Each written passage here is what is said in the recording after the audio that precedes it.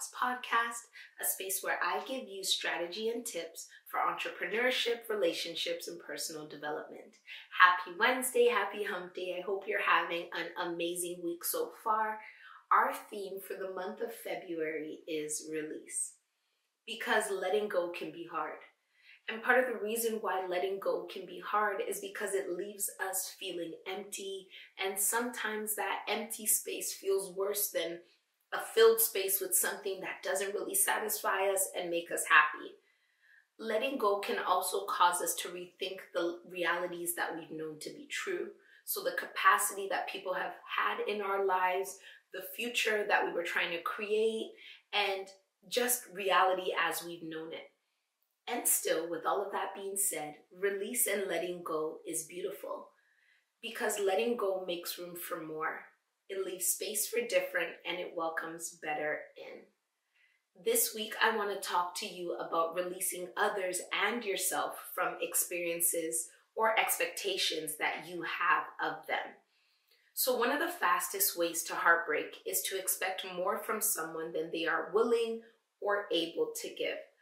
So what someone is willing to give to you can look a lot different. It could be a lot more or a lot less in this case than maybe what they've been willing to give to others in their past, or maybe even people who you see them currently surrounding themselves with, and you see the energy that they give, right?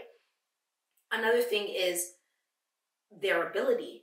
Maybe we think someone should be able to do more. Maybe they've told us that they're able to do more, or we've witnessed them do a little bit more for us in the past, and they're reducing or retracting from that level of energy, attention, or whatever else it is, right?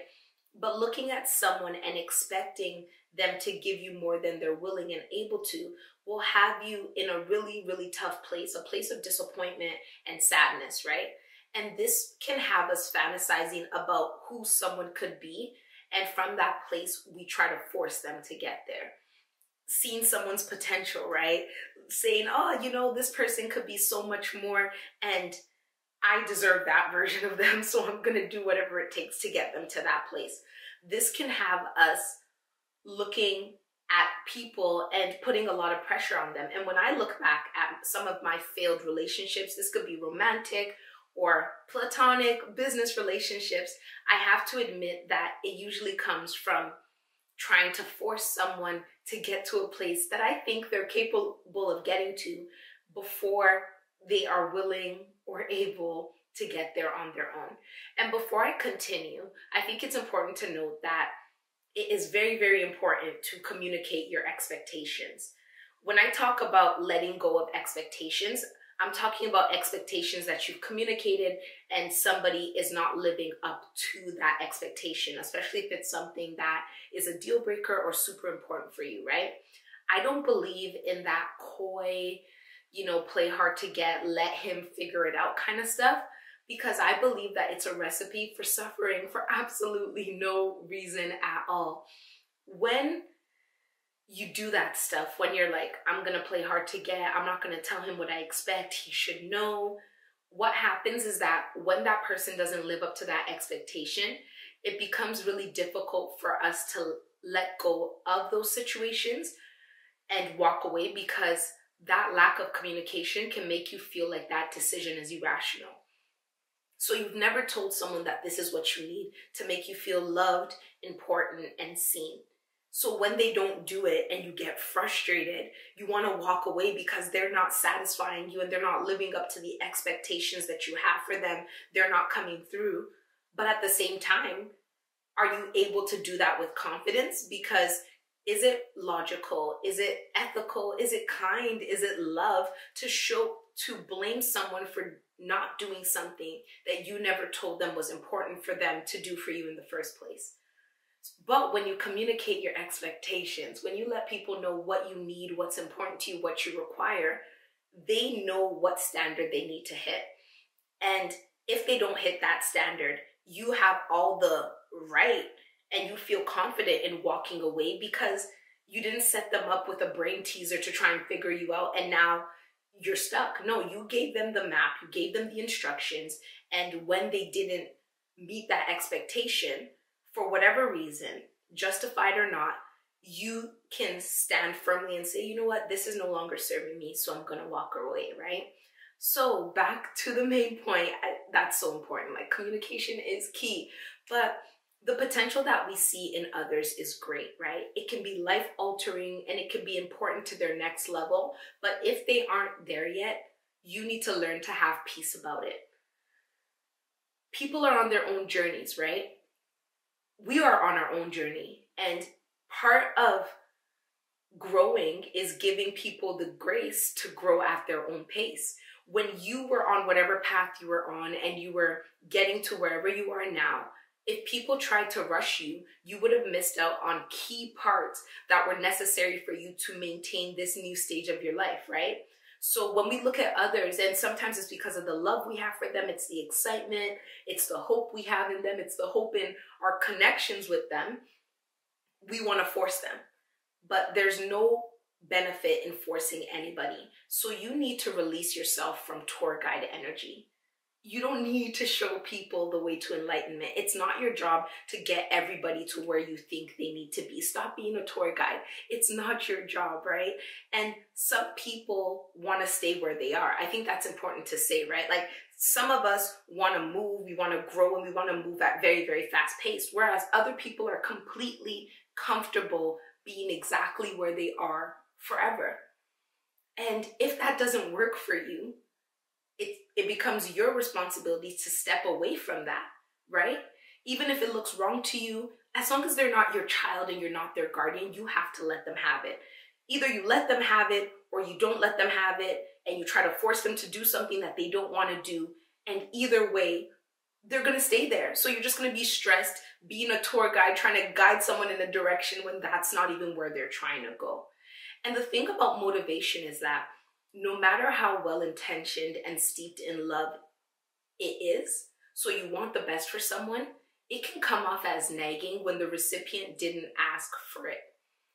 Think about your parents. Think about growing up, whoever took care of you, telling you to do things, telling you clean your room, do this, do that, do this, do that. And now at an older place, you're like, okay, I can see the benefit in what they were saying. But in those moments, no matter how true it was completely frustrating and unnecessary, and it was annoying. And the truth is, nobody likes a nag, even a nag that is trying to nag you to your highest self, to motivation and all of that stuff, right? So a way to release yourself from these expectations is to decenter yourself. Not everything is about you. Not everything has to do with you, and not everybody is considering you in their actions. But when we put ourselves in the middle, that's usually where we find a lot of stress and the inability to allow people to do what they want to do at their pace, whatever way they want to do, or do nothing at all, really, right?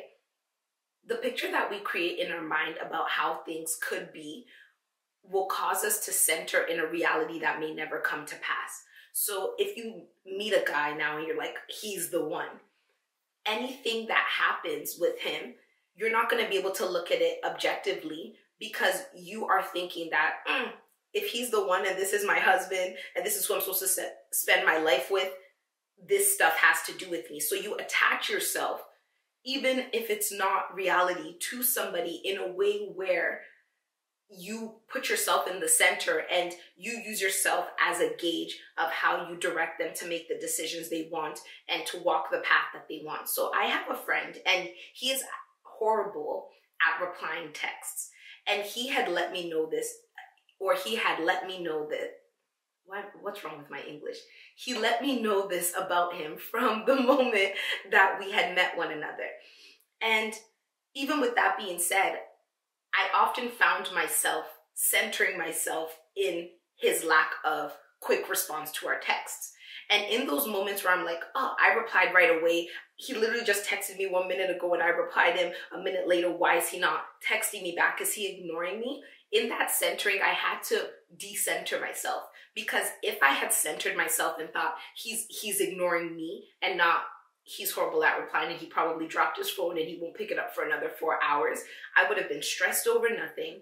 I also would have been mean, right? Like, when he did reply me, I'd have an attitude about it because I'd feel like I had personally been ignored, even though there was that level of communication to let me know that this is how he acts, right?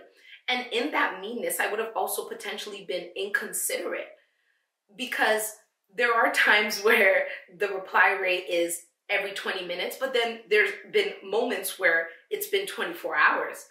And because I wasn't centering myself as the victim or as the person who's suffering, I was able to step out and be like, I understand this person's patterns. They usually reply at the most 2 hours later, but this has been 24 hours. I'm not gonna think I'm being ghosted because that's not the pattern I've noticed. Instead, I'm gonna come out and reach out to this person and make sure they're okay. And yes, that might mean double texting and all of these social taboos that people make seem like they're horrible when we're humans. Like, we talk, we communicate in the way that feels comfortable to us, right? And because I was able to remove myself from the center, I was able to show compassion and reach out and sometimes find out that, yeah, he was going through something and it was okay for me to reach out, and he appreciated that. Instead of me saying, you didn't reply me for 24 hours. Next time you text me, I'm going to take 7 days to reply you, and that's it, right? And it pulls us, like, if you see what happens when you center yourself, it starts to pull you into this ego war because you're fighting with a perception that you have of yourself and how you should be showing up, or how somebody should be showing up for you. And from that place, you start to behave in a way that is probably not necessarily true or becoming to who you are and your identity, right? So freedom comes from realizing that we're not as big in other people's lives as we like to think we are sometimes. And this is not a bad thing at all. I think it's actually truly liberating. Like, the moment I realized that I'm not as important as I think I am, and people aren't watching me or watching my every move, it allowed me to take more risks, try different things, and really step out there, because no one's gonna care. And if I make a mistake and I do something else, the world is not gonna end and things are not gonna fall apart. Another reason why you should learn to release yourself from the expectations of others is because if they wanted to, they would. I know we hear this so much on social media, and I know Valentine's Day is coming, so we're really going to hear a lot of sis, if he wanted to, he would.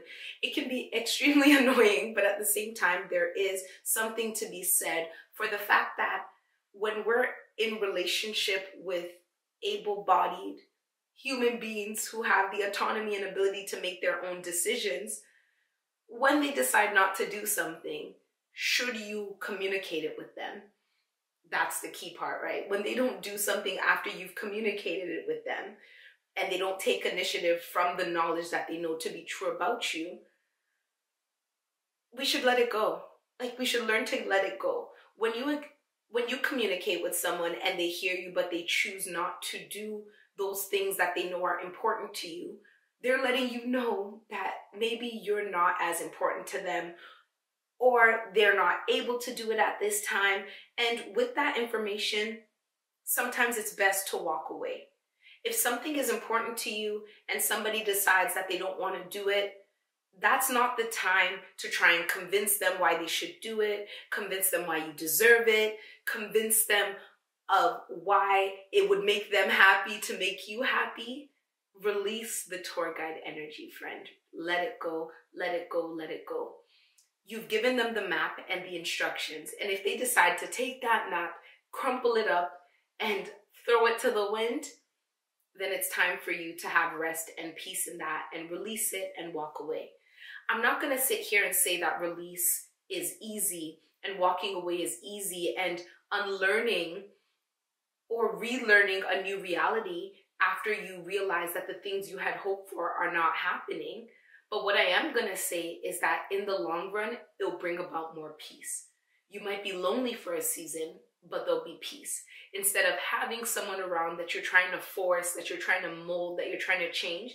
And something that I didn't say earlier, but I think is important to say as well, is that when you nag someone or you try to convince them to change and you do it continuously, not only is it stressful for you, but it can also be stressful for that person because it can make them feel like they're not enough.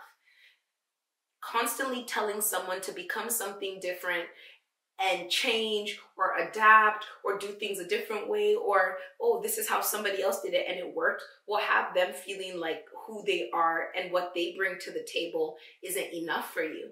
And that can make someone feel really small. Like, think about yourself, put yourself in that position of thinking you're doing something and making somebody happy, and they're constantly telling you about what you could be doing better, or what somebody else did from their past, or somebody who they've seen and they've noticed, and how small it could make you feel.